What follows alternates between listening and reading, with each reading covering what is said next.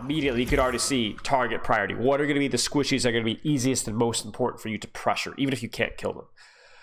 Easily Ashe and Cassidy. Ashe, Cassidy, Ana as well, right?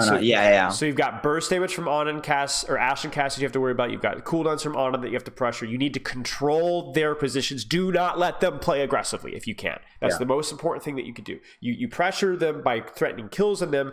By threatening kill on them, you force them to back up. By forcing them to back up, you're protecting your team. That's the entire mentality right there. It's a lot like Winston in a way, but the way you do it is by ranged, mid-range pressure, not by actually jumping. Hey guys, this is an in-depth Sigma guide talking about cooldown usage, ultimates, positioning, and playstyle. We talk about positioning and playstyle a lot here, but at the start of the video, I'm going to go in detail with how to use each cooldown, including shield, and also target priority, because the Sigma is not quite as easy as it seems. Let me know if you have any questions in the comments, and enjoy the video. The way I sort of played Sigma in Overwatch 1 was like Ashe with 400 HP. I just sit in funny off angle and just pump as much damage until I get my ult. Right. Right. In Overwatch 2, I mean, you still did this in Overwatch 1, obviously, but I try to put more emphasis on like trying to mark their DPS a lot more. Yeah. I basically don't care at all about their tank. I just try to position myself long, mid-range to their DPS until they inevitably move, and if they don't, I'll just get close to them and beat the crap out of them, I guess. Right. You're gonna get the seminar for it. Okay, so basically, this is what you have to worry about with Sigma. So you said mid to long range tank, right? It's very accurate. But even for like, I guess for heroes as a whole in Overwatch, your range is a little bit limited. So you're the longest range tank, but you're still relatively short range when it comes to like DPS as a whole, right? Your entire mentality with Sigma needs to be, what DPS can I control? What supports can I control? Where is my biggest output of pressure? So if I'm here and there's like, let's say this is a Widowmaker, Zenyatta, Reinhardt, who am I shooting? The Widowmaker. Right, why? She's the most fragile character. Yes. And she also is the biggest threat to my team. Right, exactly. Then what? You just mark her. Even if I don't kill her, So let's say I kill her, so who's next on the list? We got Zen and Rein. Zenyatta. Why? Same logic, right? Yeah.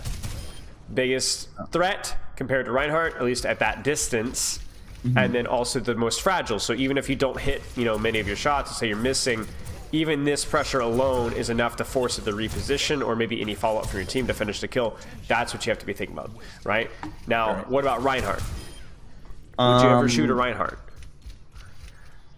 I think you do, but it's tricky because like I feel like I do think it's important to like sort of make sure that he doesn't have resources when the time has come. But I'm not sure how to manage that balance. I'm not sure. It's tricky. Now watch this right here. What if this is Reinhardt, that's Zenyatta, that's Widow in the back there? Do you see how this all of a sudden becomes a lot more complicated as to who to shoot, right? Because look at this Reinhardt, how close he is, how aggressive he is, and then look at how far away they are. Now this is where Sigma is a little rough, where you might think, hey, I'm just going to shoot Reinhardt in front of me, but that might not be the biggest return on your investment, right? You might need to understand this Reinhardt is beating the crap out of me with his hammer, but I still have to shoot the follow-up because I don't do enough damage to compensate for this Zenyatta and Widowmaker pumping me in the face. That's even more lethal. Or the other thing that Sigma has that a lot of other tanks don't have is the ability to do two things at once, right? Right. Shoot one thing, disrupt pressure one thing, shield off the other to prevent that from getting value. Do you see that? That's actually a really, really important skill. So if you see something that I can't reach, I can't shoot, I don't want to shoot, I don't have the time to shoot, shield off their influence so that they're not shooting you and your team, and then shoot something else. You don't always do that, but that's something that you need to kind of consider. So it's all about like, what's the highest return on investment for my focus? Then the other thing, so let's go to the list of your cooldowns. So shift, what are you thinking about with shift? What is shift's value? There's two things that you do with shift. What are they? I think of it of like a second shield. Okay. It's just I mean, I think the main is like if I don't have my shield currently, it's like sort of my eject button, so I can go to the nearest cover. Right. Yeah. Right. You can also use it. The second use, a little more niche, is to get a massive HP advantage before the fight even starts. But you only do that when you know you're not going to need it, and you see a lot of spam damage coming in. So, because if I can eat a lot of damage, then that's going to give me 300, 400, whatever extra HP. Okay. What about your rock? I mean, there's a one-shot combo. There was a one-shot combo as of today. That's so sad.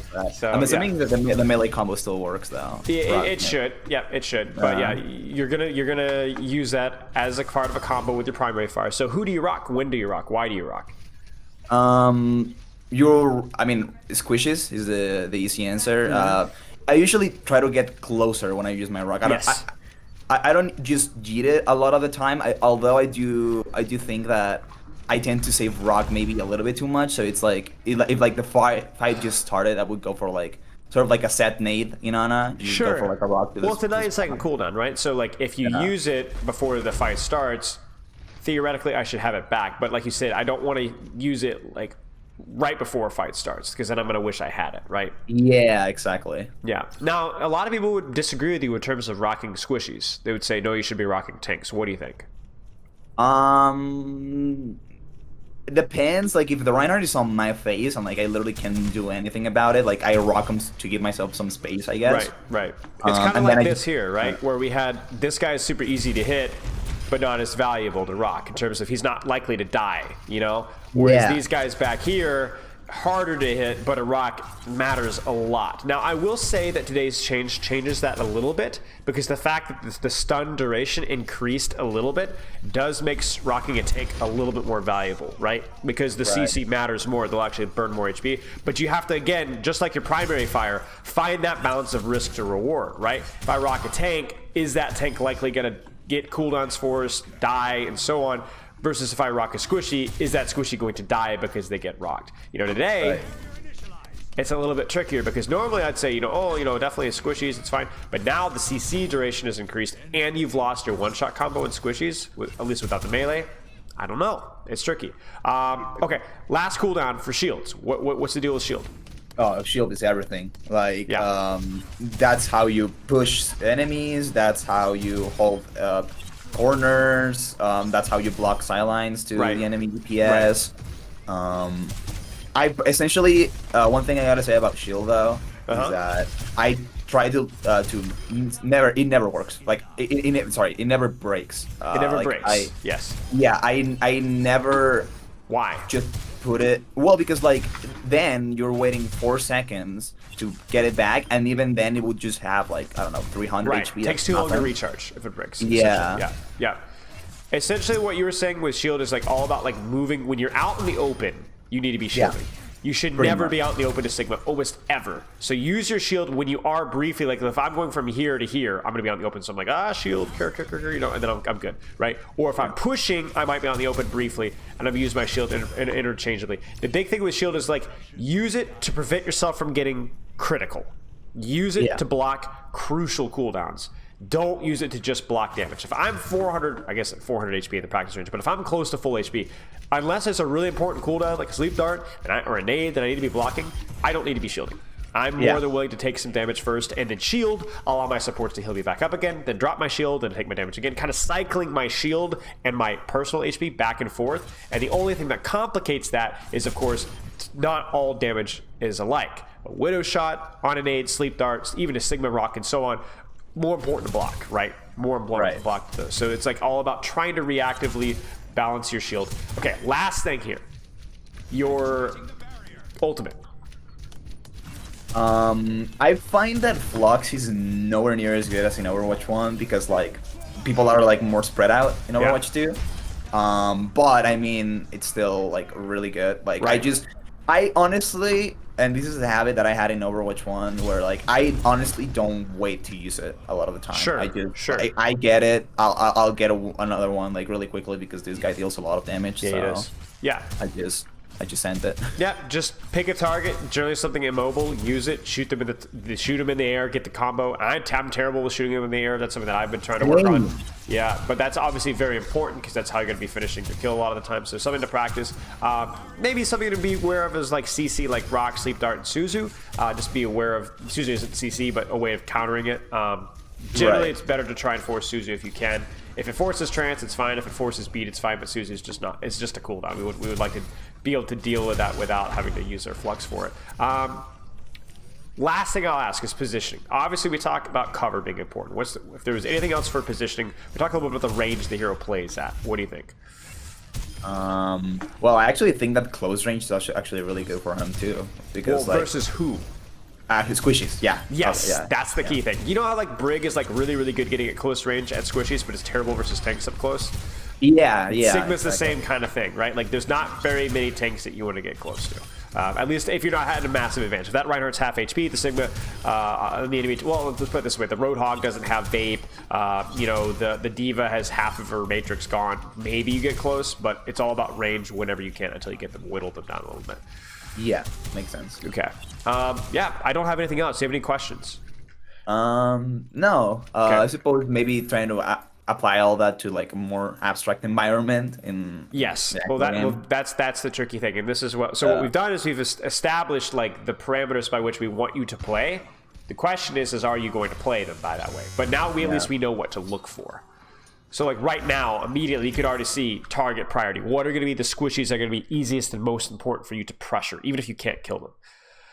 Easily Ashe and Cassidy. Ashe, Cassidy, Ana as well, right? So you've got burst damage from Ana and Ashe and Cassidy you have to worry about. You've got cooldowns from Ana that you have to pressure. You need to control their positions. Do not let them play aggressively if you can. That's the most important thing that you could do. You pressure them by threatening kills on them.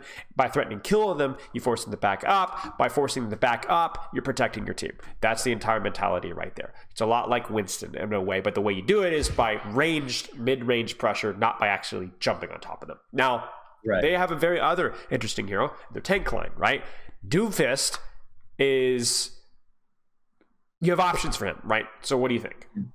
Yeah, you might actually see this in the rest of the bond, but I do actually try to rock him a little bit because if he's just on my phase and in my team's phase, I mean, why not? Like, sure. It's tricky though because if you think about it, you rocking a Doomfist is good. But what if you putting attention on this Doomfist allows the Ashe, Ana, and Cassidy to play more aggressively and get kills? Yeah, they just play creative mode. Right. So a lot of tank players, I think, not saying you, but a lot of tank players do get kind of focused on the tank matchup and what I need to do about the tank matchup, and not thinking about what focusing on the tank matchup allows the enemy DPS to do. Because if you think about the enemy comp, yes, you can mess up Doomfist's day, but you can mess up Ashe, Ana, Cassidy's day even more. Right. Even more. If this was like, let's say the Cassidy was a Tracer, Ashe was like a, I don't know, Reaper, something like that. Still something that you can shoot, but, or like let's say a Genji, right? But a little bit harder. Maybe more attention on the Doomfist is a little bit easier. It's better value, right? Like let's say they had a Moira instead of an Ana, right? Those are heroes that, they're not exactly stationary targets that are easy to spam. So that you can put more attention on dealing with dive. So that's why Sigma struggles versus dive, right? He likes stationary targets that he can kind of control. But yeah.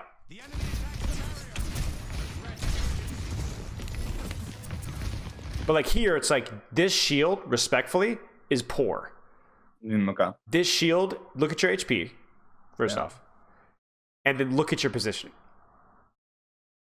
Yeah, I mean, there's literally a wall that I'm looking at that I could be standing on. Your shield is compensating for poor positioning, and even then you don't need it, right?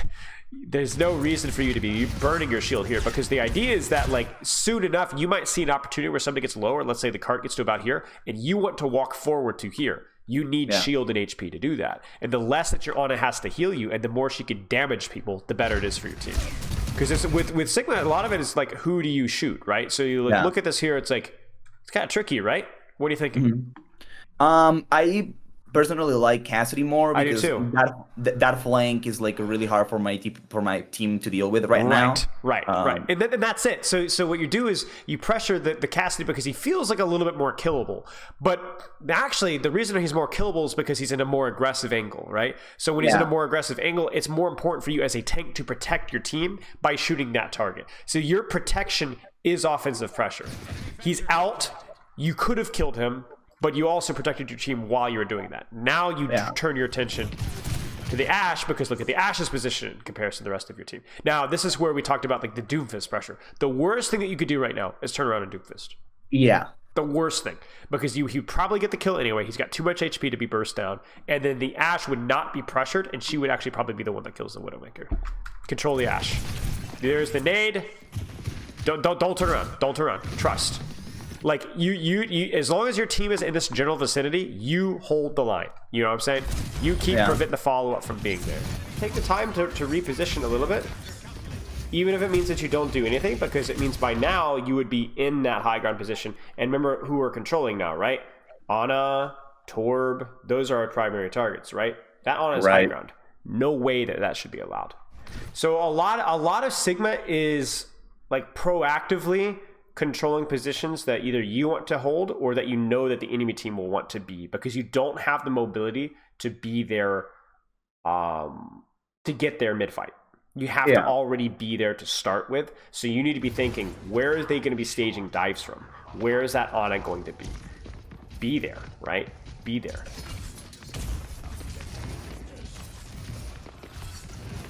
Like this is atrocious, right? Yeah. This is atrocious. This is way too open spaced for a Winston to comfortably contest you. He can contest you briefly here, but honestly, Sigma still has the advantage. It's too open. It's too open for Winston. He has one shot to try and get rid of you, and if he doesn't, he dies. Like I don't want you to be a spectator, which is what you are right now. Right. So like say it's like again the need of I need to do something, I need to do something, and I just flux. Right. So in that let's say I'm high ground, Winston gets on my face. What do? I just step like it's like difficult for me to shoot anything because of so just shoot what you can and press a button, and then when Winston bubble's done, you press another button. That's it. Makes sense. That's all he's got for you, right? That's all he's got. If he doesn't kill you or your team during that bubble time, you're in trouble. You're in trouble. And this is too open space for that Winston to be able to do that comfortably. Winston's not bad on third point, but he's not as good as Sigma. But only a Sigma that actually takes the positions that you should be taking, essentially. Right. Now, first off, the rock is trolling, right? Yeah. You should know the bubble's coming up. But it's not just the rock, it's the attention as well. Who can you control right now? Their DPS. The Ana nade that's coming in soon. The Sojourn building rail. The Torbjorn pressing overloaded walking forward. Even the Mercy pocket, right? I guarantee if I turn my camera to the right, yep, there it is, right? So much more value, return on investment for your attention here. Now, if this was like, I don't know, a diva that you could just immediately rock off the high ground, it's probably worth giving a quick look. But even then, it would be doing the two things at once that we talked about in the review, right? Shield, rock, right? Or like if it was like a Doomfist, same kind of thing, right? Something to consider. You're kind of doing it there. Just Mercy's trolling, man. A little bit of, But like right now, okay, you force the Ana out. Who should your attention be on right now? Torb, or try to look for someone. Torb or Sojourn are somewhere around here. I just know it, right? Find them, control them. The Ana's not a threat anymore. And she's also not killable. Now the Ana's going aggressive, force her out again. Okay, ignore her, go back to the Torb. Okay, where's the Torb? Where's that Winston actually? Where's that Winston? Maybe I could shoot that Winston now. Because it's like now there's like nothing going aggressively here. And then now here, you have to make a decision, like obviously before you got slept. Do I want to drop and chase one of these targets? Because nobody's using the high ground anymore. Yeah, that's probably what, Right. So the irony here is that before you were completely disregarding high ground on the third point attack, but now there's nobody even here, nobody to shoot, nobody. The fight is migrated elsewhere, and you seem hesitant to leave. And now would be the time to leave, right? To secure the fight win. You've done your job. You've kept the on out of the fight. You've made control Torb well. Right. This makes sense. You don't want to be here for long. Yeah. And that's the problem, is he's just a little too aggressive, because you don't need to get the kill here. You just need to make sure that they don't get the kill there, right? So you just go in a little too hard. And also, I would say maybe a little late now that the Torb is rezzed. You know, it's a little bit unfortunate timing. This Mercy is just crazy, but yeah. It's tricky. It's like the razor blade, you know? Just a small decision. Yes, yes, yes! Good. Nice. Nice. Forced bubble early as well. Really good value right now. I'll try to get. Don't drop. Actually, yes, drop. I thought you were gonna drop in the monkey. Yes, drop to these guys. Honestly, maybe you don't even need to drop. Honestly. Yeah, maybe not. Maybe you don't even need to drop. Maybe you could just get some nasty cleave. I mean, if you're gonna drop, this is not bad, but I would prefer you to M1. Oh my goodness, the value. Oh, it's just so much spam. Keep going. Every shot lands. No. She dies. But you just see the squishies value, you know? It's like, it's so much. It just feels like you can control 4 people at the same time.